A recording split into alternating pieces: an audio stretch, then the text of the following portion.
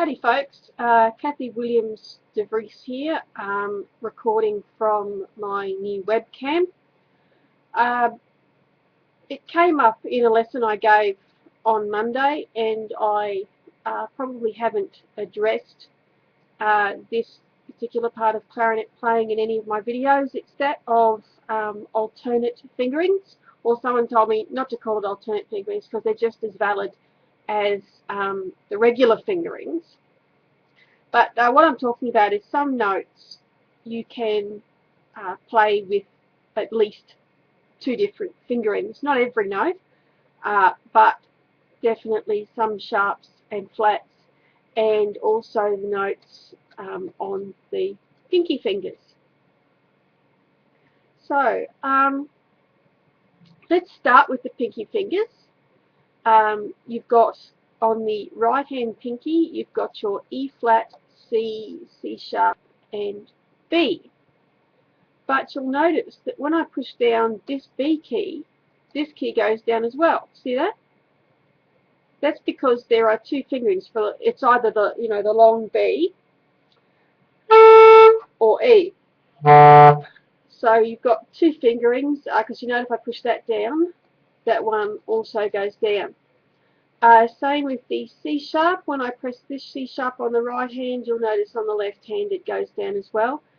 And the C on the right hand also.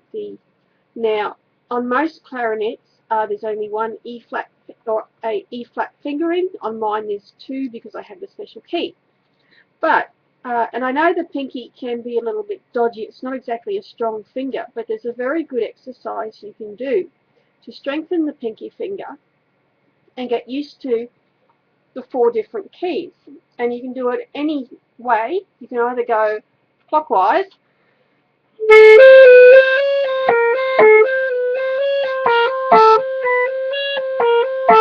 or you can go anti-clockwise.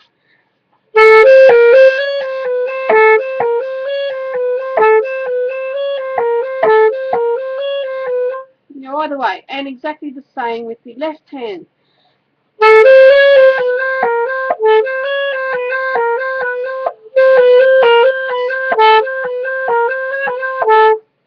Very good little exercises. I could probably now the reason there are two fingerings is because in certain keys and scales you need to use one or other. Now, most common is the E major scale, which has got B, C sharp, and D sharp, and also down below E, F sharp, G sharp. Now, this is where you have to use one particular fingering. So with E, we go from the E to the F sharp to the G sharp. Now, on most clarinets, the G sharp is only one key. So you've then got to compensate by, if you go down, so you're using the right hand G sharp.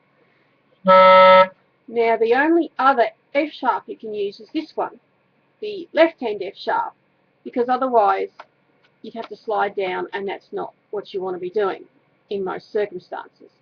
Now, because you're using this F sharp, the only E you can use is this one.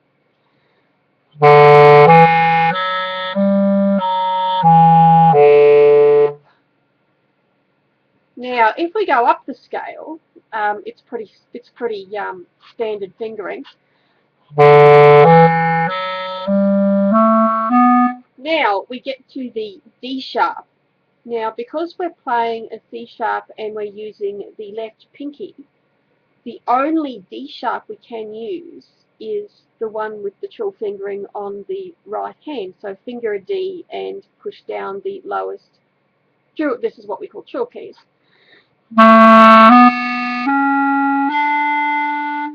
So in this case, we have to use this D sharp. And then it goes up. Then we have to use right hand B, left hand C sharp, right hand D sharp. And there's no option there. So And this is also the case for F sharp major, because the G sharp can only be played on the right hand, the left hand has to take the F sharp. And now here's another fingering. We're going from an A sharp to a B natural, or A sharp being a B flat. Now what you don't want to be doing, because if you're doing it quickly, or if you need to trill for any reason, that is not going to work. This is what I'm teaching you is the forked fingering for the low A sharp. And you see we've got a little key here, we call it the banana key. Now you press that down. I tend to arch the finger a little bit and get it down low, because I also use the banana key for tuning for a top F.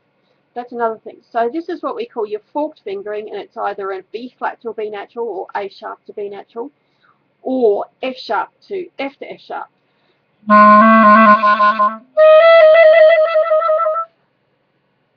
So that's what we call the forked fingering, using the banana key. We also have another banana key up here, which can be used for the D to E flat trill.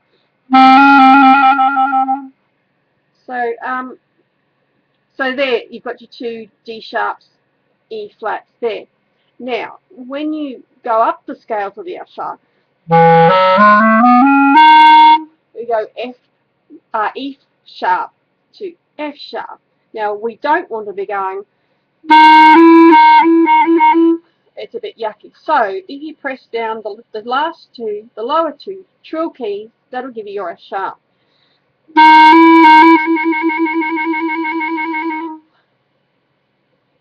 So that's your F sharps. Now, occasionally you'll be called on to trill. An A to B flat trill, you use the second top trill key, playing an A. Now, you might want to go A to B natural, in which case we use the top key. It's not a very strong note, therefore only to be used very quickly. Now you may want to go A. Now B flat. If you want to go B flat to B, it's not a very strong fingering, but it's the second top trill key. But B flat to C, you use the top two trill keys. You hit them at once.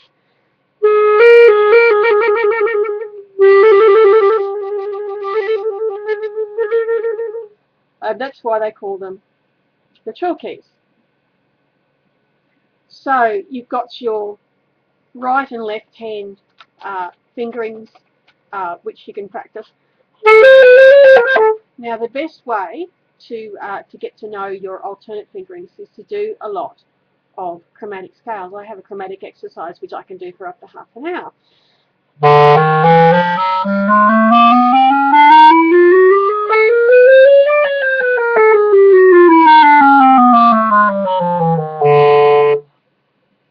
So I would watch my video on the chromatic exercise, because you'll find that you can go both ways on the lower notes,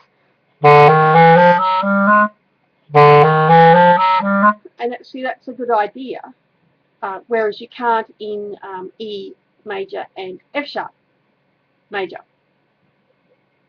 But the chromatic scale is a good way of working out all the different fingerings, practicing it the different way, getting the pinkies strong, and letting your pinky know where each of the keys are. So I do advocate